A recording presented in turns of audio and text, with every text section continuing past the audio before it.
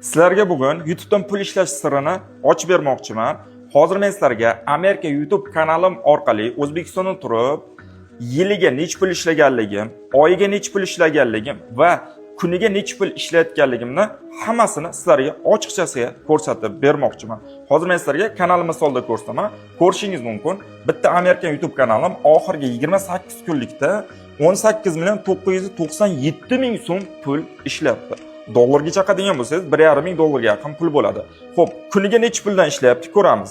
Ko'rishingiz mumkin, bu kanal kuniga masalan 3-may kuni 666 ming so'm pul ishlagan. Bu kanal har xil pul ishlagan, mana eng ko'p pul ishlagani kuniga 1 million 300 ming so'm pul ishlagan. Bu degani kuniga 100 dollar pul ishlagan vaqti ham bor, 50 dollar pul ishlagan vaqti ham bor. Bu degani o'rtacha 50 dollardan 100 dollargacha Amerika YouTube orqali pul ishlashingiz mumkin. Bunaqa pul ishlash uchun videolarda men yuzimni ko'rsatmaganman, videolarda gapirmaganman. BMG Drive degan o'yinda o'ynab turib, ekranni zaps qilib kanalga qo'yib, mana shu orqali shunaqangi pul ishlangan. Hozir men sizlarga eng katta sirni ochaman, ya'ni mana shu kanal orqali oxirgi 365 kunlikda nech pul ishlab topganman, shuni ko'rsatib bermoqchiman.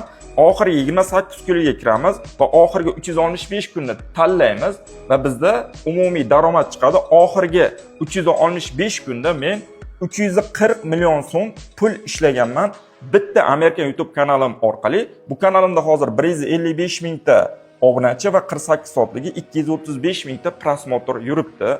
Nima demoqchiman? Siz ham O'zbekistonda turib, Amerika YouTube'dan daromad qilishingiz mumkin. Sizga savol tug'iladi, buni qanday qilib o'rganaman deydigan bo'lsangiz, meni Instagram mana shu sahifamga obuna bo'lib qo'ying.